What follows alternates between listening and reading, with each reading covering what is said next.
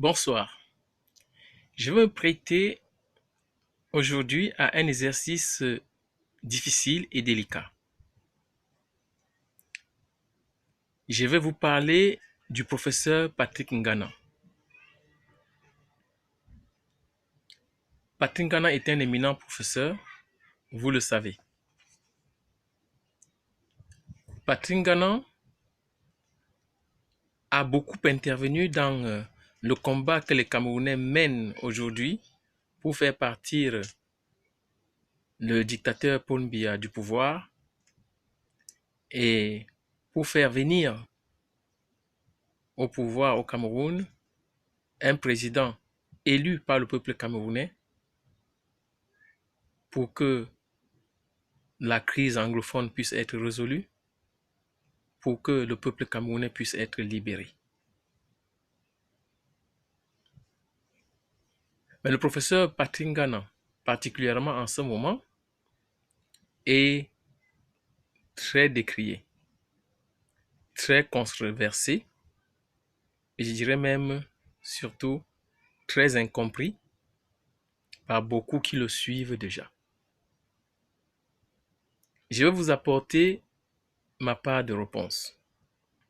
Elle n'est peut-être pas parfaite, elle ne va peut-être pas vous satisfaire, mais elle vaut la peine quand même d'être écoutée et peut-être que certains d'entre vous apporteraient des contradictions à ce que je vais vous dire, d'autres explications qui, je vous assure, m'enrichisseront énormément.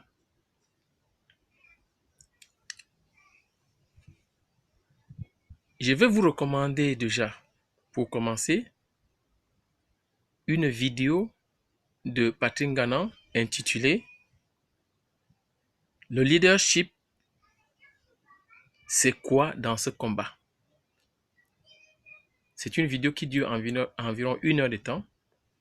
Et dans cette vidéo, il vous parle déjà de lui-même. Il vous dit qu'il est à nous. Il vous dit ce que c'est qu'une révolution. Il vous dit ce que c'est qu'un révolutionnaire. Il vous dit ce que c'est que le leadership. Il vous dit ce que c'est qu'une question morale. Il vous dit ce que c'est qu'un génocide. Il vous dit ce que c'est que le positionnement dans un combat. Au fait, cette vidéo est en réalité très très riche.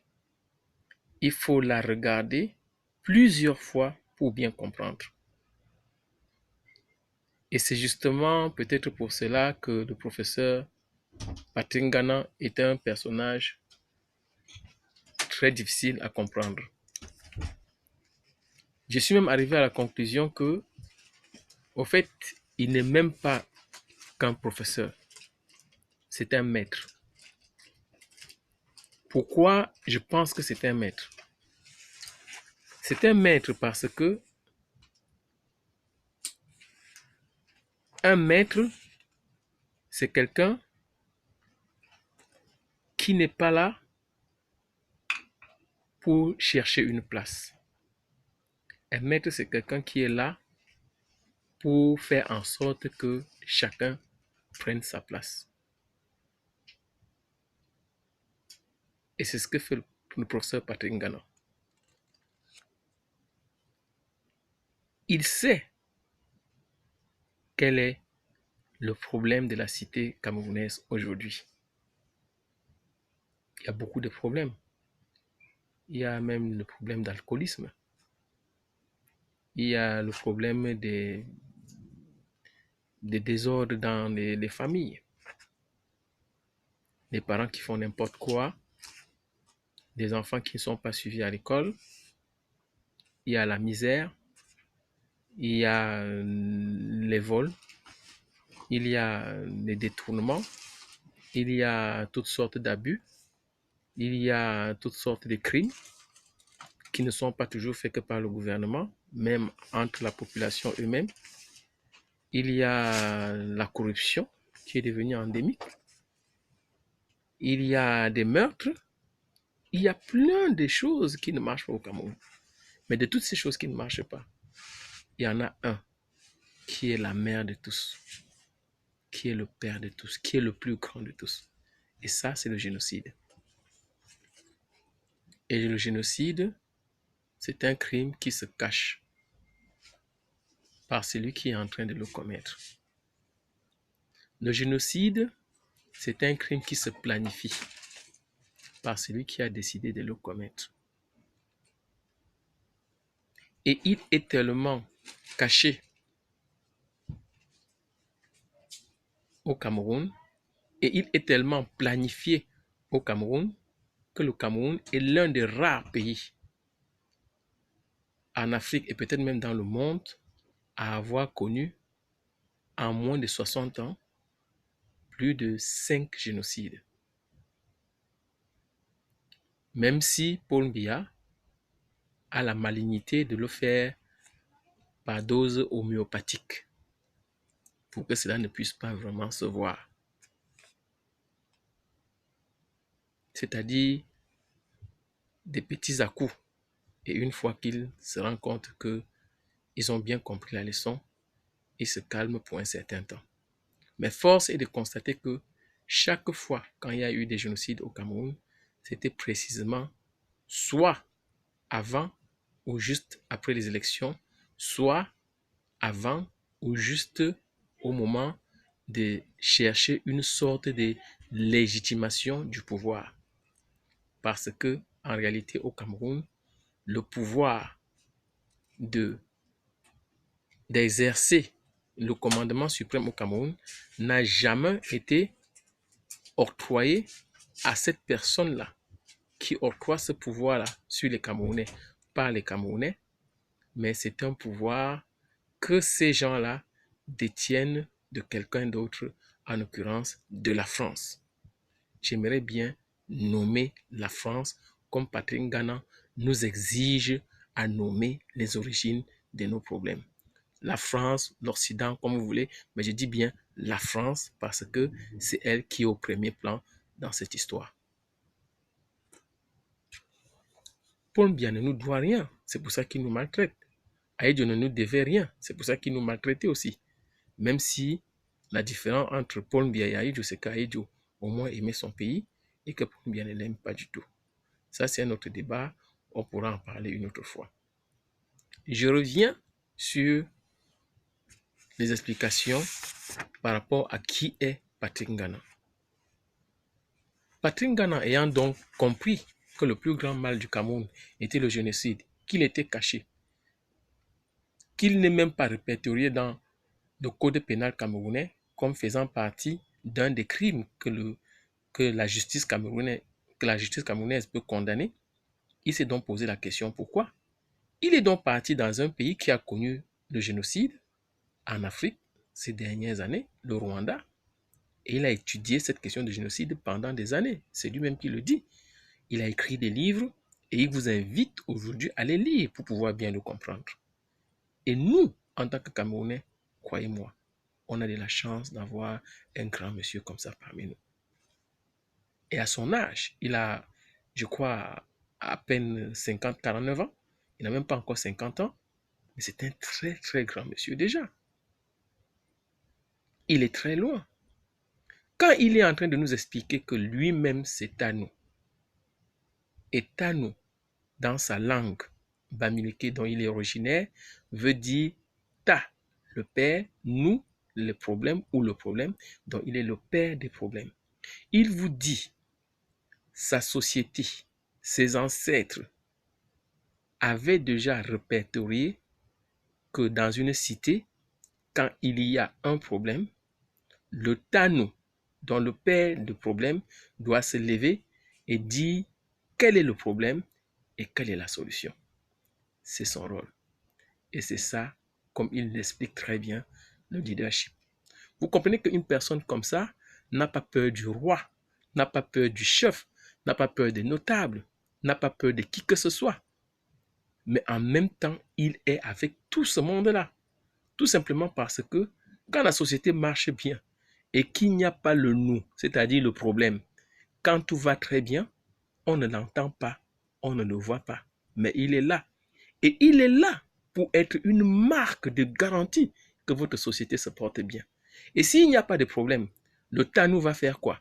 Il va peut-être faire des petites potions de prévention. Il va écrire d'autres choses.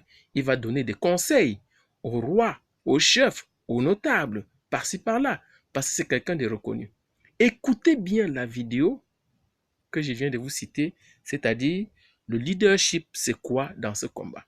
Il vous dit même, je suis professeur, je peux même ne plus être professeur, parce que j'ai des gens qui me reconnaissent déjà comme le Tanou. Ces gens-là vont me faire vivre. Comme il a dit, les gens faisaient vivre déjà Oumyobé à son époque. Il était un combattant de la liberté du peuple camerounais, ce que nous appelions et qu'on appelle encore aujourd'hui maquisards, et qui dans nos têtes sonnent toujours comme des barbares, des mauvais gens, alors que maquisard veut dire combattant de la liberté, c'est-à-dire celui-là même qui veut que tu sois un être à part entière, c'est-à-dire que celui-là même que nous devions remercier, que nous devions décorer aujourd'hui. Voilà ce que le Tanou est en train de nous apprendre. Et il est donc en train de nous dire que moi, je me positionne déjà sur la ligne droite de Ounyombe, de Ernest Ouandjé, de Félix Moumié, de tous ces gens-là. Donc il se positionne déjà comme un révolutionnaire. Il est déjà là pour défendre le peuple parce qu'il y a le nous, il y a le problème. Il y a le problème du génocide au Cameroun. C'est allé très très loin. Et on ne peut plus admettre ça en 2019. Paul Biya ne peut plus encore cacher son jeu. Paul Biya est un génocidaire. C'est ce qu'il est en train de nous faire comprendre. Et quand il a détecté le mal qui est le génocide, il nous dit le génocide là est commis par les Boulous. Les Boulous, c'est quoi les Boulous? C'est les gens qui viennent de la tribu de Paul Biya. C'est ces gens-là qui ont la gâchette facile. C'est ces gens-là qui vont se précipiter à tirer sur un Camerounais dès qu'on va lui dire celui-là c'est un Bamenda. Il ne va plus réfléchir si c'est une maman, un papa, un bébé ou qui que ce soit. C'est un Bamenda, c'est un Amba Boy, c'est eux qui n'aiment pas le Cameroun, ils ne sont pas des patriotes, on va les tirer dessus et c'est tout.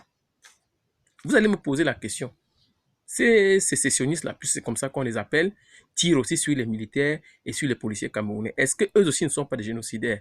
Non, ils ne sont pas des génocidaires parce que dans leur cas, ils sont dans une situation qu'on appelle l'autodéfense. C'est-à-dire que quand vous êtes chez vous, dans votre petit cadre privé, dans votre maison, dans votre village, et que quelqu'un d'autre vient avec des armes, pas avec des bâtons, même pour vous chicoter, pour vous dire vous avez eu tort de faire ceci ou bien de faire cela, pas pour discuter avec vous, pour vous tuer directement. Vous avez le droit légitime de vous lever et de tuer cette personne avant qu'elle ne vous tue. C'est une règle naturelle, normale, acceptée dans tout le monde entier, même dans les grandes démocraties. La légitime défense est reconnue. Si vous avez la preuve que quelqu'un était en train de vouloir enlever votre vie, vous enlevez la vie de cette personne avant qu'elle n'enlève la vôtre, vous pouvez aller dans un petit coin prendre votre billet tranquille, aucun tribunal ne vous condamnera. C'est ce que font les Amba Boys, les soi-disant sécessionnistes. Parce que pour vous le dire, vous le montrer, ces gens ne sont même pas partis tirer sur leurs voisins les Bamileke qui sont juste à côté d'eux. Ils ne se sont pas retournés dans leur quartier pour dire il y a des francophones qui habitent ici, on va tirer sur eux. Ils n'ont tiré que sur les militaires et sur les policiers que Paul Biya a envoyés pour venir les tuer, les Boulous. Quand Patrick Danan désigne ce nom par Boulou, il n'est pas en train d'attaquer la grande tribu des Boulous. Il est en train de dire à ceux qui vont ouvrir le feu contre d'autres Camerounais que Paul Biya, parce que il sait que vous venez de son village, vous fait croire que les autres ont envie de prendre votre pouvoir, alors vous allez perdre, ils vont vous tuer. Donc, c'est mieux que vous venez défendre ce pouvoir-là en les tuant. Alors que la réalité, c'est que Paul Biya est au pouvoir depuis 40 ans et vous-même, les Boulous, il n'a rien fait pour vous. vous-même les boules, il n'a pas construit, pour ne rester qu'à ce niveau-là, un seul hôpital dans tout le Cameroun, pour ne pas dire même chez lui-même, Paul Biya, chez vous, les boules, si vous voulez. Il n'a pas conçu un seul hôpital. Et aujourd'hui, lui-même, Paul Biya, avec sa politique de conservation de pouvoir, souffre. Parce que la réalité, c'est qu'il n'est même plus là pour résoudre les problèmes des Camerounais. Pour savoir qui va devenir président après lui. Il s'en fout. Quand Paul Biya se lève, avec son âge, il a mal, il veut des soins, il veut juste peut-être qu'on lui masse le dos, le cou, les bras, il a des crampes, il a mal partout. C'est pour ça qu'il préfère être en Suisse. À ce niveau-là, maintenant, ce n'est même plus lui qui décide, c'est son corps qui décide parce que son corps ne tient plus. Mais en 40 ans, il n'a même pas eu le temps de construire un seul hôpital dans son propre pays natal. Voilà de quoi il est question. Donc ces boulots-là que Patrick Ngana est en train d'indexer, ce n'est pas vous, la grande tribu boulot, des valeureux Camerounais. Non, il ne faut pas comprendre comme ça. Il est en train de dire qu'il vous a tellement hébété. Parce que ceux-là même qui tirent ne savent même pas que l'acte qu'ils sont en train de commettre, c'est le génocide. Ils ne savent pas que c'est un acte condamnable. Et c'est pour ça que quand le professeur Patrick Ngana, que j'ai comparé tout à l'heure à un grand maître, vous dit, c'est vous les boulots. Il est en train de mettre dans la conscience de chaque personne qui va prendre l'arme pour tirer sur un Camerounais, surtout dans le cadre d'un génocide, comme je suis en train de vous le dire, comme je vous ai expliqué, pas dans le cadre d'un quelconque self-défense, c'est-à-dire légitime défense. Ça, c'est un crime. Et un crime internationalement condamnable, qui n'a même pas de prescription. C'est-à-dire que même vous êtes même mort, on va vous condamner pour ça. Et ça, tous les gens autour de Paul Biya qui le savent, donc qui l'ont aidé à planifier cela, c'est pour ça qu'ils s'élèvent massivement pour indexer le professeur Patrick Ngana. Alors que Patrick Ngana, regardez son cursus. Ne vous fiez pas à ce que je suis en train de vous dire. Lisez ses livres. Cherchez où il est né, où il a grandi, où il était à l'école, ce qu'il a fait. Vous allez voir que c'est un grand et digne fils du Cameroun. Et que malgré sa position de professeur, il est venu au Cameroun même enlever la saleté, les détritus dans les rigoles pour que l'eau coule. Pour que ça ne pue pas comme ça pue partout aujourd'hui à Yaoundé. Voilà ce que le professeur Patrick Ngana est prêt à faire pour son peuple. C'est-à-dire se rabaisser au plus bas des niveaux. Parce qu'il sait que quand on est un leader, quand on est un tanou, le père des problèmes, on ne parle pas seulement, on agit. C'est ça le tanou. Donc, je n'aurai pas le temps ici d'aller parler du professeur Franklin Nyamsi, qui est un grand de ce combat, que moi personnellement je respecte. Mais je vais peut-être parler un peu de la petite crise qui est arrivée entre lui et le professeur Patrick Ngana. Je ne connais pas personnellement Patrick Ngana. Ne vous fiez pas à ça. Je ne me suis même pas adressé à lui, je ne me suis même pas conversé, mais j'essaie un peu de comprendre.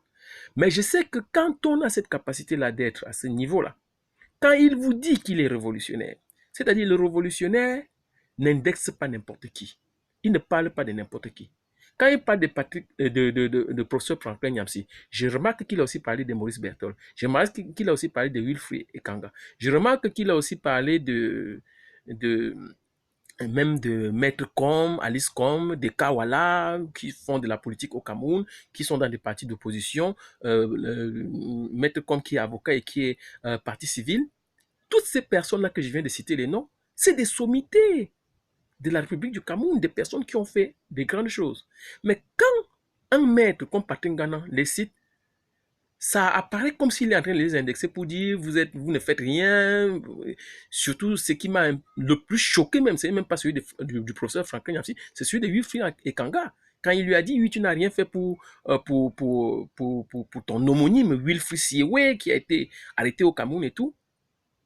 Est-ce que vous ne voyez même pas que, effectivement, Wilfrid Ekanga a répondu comme un grand des grands de Cameroun, peut-être pas encore pour le moment, mais dans les années à venir. Mais de toute façon, j'ai vu en ce bonhomme quelque chose de super. Parce qu'actuellement, il est au premier plan en train de se battre pour la libération de Wilfried Siewe au Cameroun. Ça veut dire qu'il a compris. Mais Patrick Ngana ne va pas venir te dire, oui, t'es gentil, t'as bien fait des trucs, machin, truc. Le Tanou, quand il s'adresse à toi, il n'a pas peur. Il est là pour tout casser. C'est comme ça que fonctionne quelqu'un qui se positionne comme un révolutionnaire. C'est-à-dire qu'il te bouscule et il te donne des énergies parce qu'il sait que tu as les énergies pour pouvoir faire, pour pouvoir te déplacer.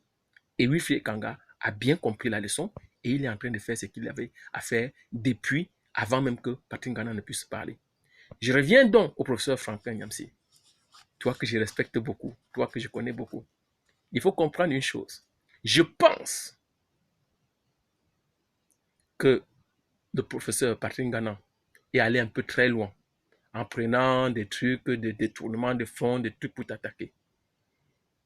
Mais jamais, jamais, le grand professeur Nyamsi, vous n'aurez dû répondre. Parce qu'un maître ne répond pas à un maître. Parce que vous êtes des maîtres. Quand vous êtes des grands maîtres, vous êtes à ce niveau-là, vous vous connaissez, vous comprenez. Vous devrez le comprendre. Il est peut-être juste en train de vous poser une question que vous seul êtes capable de lui répondre, pas à nous les Camerounais. Après, si vous avez envie de nous faire comprendre, nous on va sentir. De toute façon, même si vous ne répondez pas, on sent où est-ce que vous partez par rapport à ce que vous faites. Je vois d'autres vous poser d'autres questions, qu'est-ce que vous avez fait avec Ouattara et tout. J'ai même pas envie de revenir là-dessus. Moi, ce que je retiens, c'est ce que vous êtes en train de faire actuellement.